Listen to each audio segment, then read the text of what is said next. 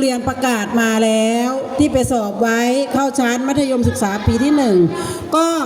ขอแสดงความยินดีกับลูกๆทุกคนที่ได้ที่เรียนตามที่ตัวเองต้องการนะคะใดๆก็ตามนักเรียนชั้นอนุบาล3ที่จะจบชั้นอนุบาล3ให้สมัครเรียนป.1 ให้เรียบร้อยนะคะเพราะว่าที่ว่างเราจะได้รับคนอื่นเข้ามาฉะนั้นเมื่อท่านอยู่ที่นี่อยู่แล้วให้สมัครยืนยันตัวตนให้เรียบร้อยมีที่ว่างเราจะรับคนอื่นขึ้นมานักเรียนชั้นป.6 เราก็จะรับป.5 ขึ้นมาส่วนที่ขาดก็จะรับเพิ่มซึ่งมีไม่กี่คน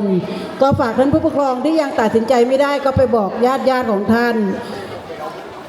ครูขอกล่าวคำว่าขอแสดงความยินดีกับลูกชั้นป.6 ทุกคนน่ารักอยู่ที่นี่นักเรียนของคุณครูน่ารักทุกคนได้รับการดูแลเอาใจใส่ฟูมฟักจากคณะครูของเราทุกคนคณะครูบุคลากรทุกกิจกรรมที่ลูกๆอยู่ที่นี่ระหว่างตั้งแต่ชั้นเตรียมอนุบาลจนถึงป.6 นะคะคนที่อยู่นานก็มีทุนการศึกษาให้บางส่วนคนที่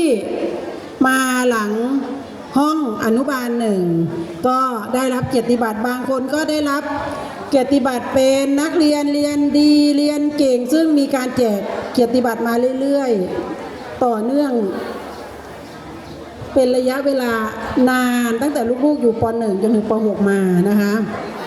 ไปแข่งขันทักษะวิชาการไปแข่งขันฟุตบอลไปเป็นตัวแทนด้านการแสดง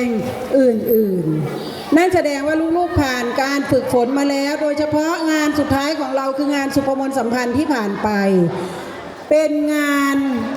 ยืนยันและประเมินผลว่าลูกๆของเราตั้งแต่อนุบาลจนถึงป.6 ตอนนี้ที่จบไปป.6 เก่งแล้วพร้อมที่จะออกสู่สังคมที่โตขึ้น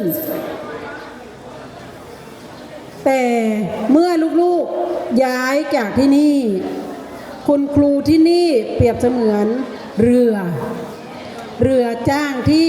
พาลูกๆว่ายข้ามแม่น้ำไปเหมือนรถไฟขบวนรถไฟที่พาเด็กๆนั่งขบวนรถไฟไปตั้งแต่อนุบาลจนถึงป.6 เด็กๆไม่อยากทำการบ้านร้องไห้กระจองงอแงไม่อยากมาโรงเรียน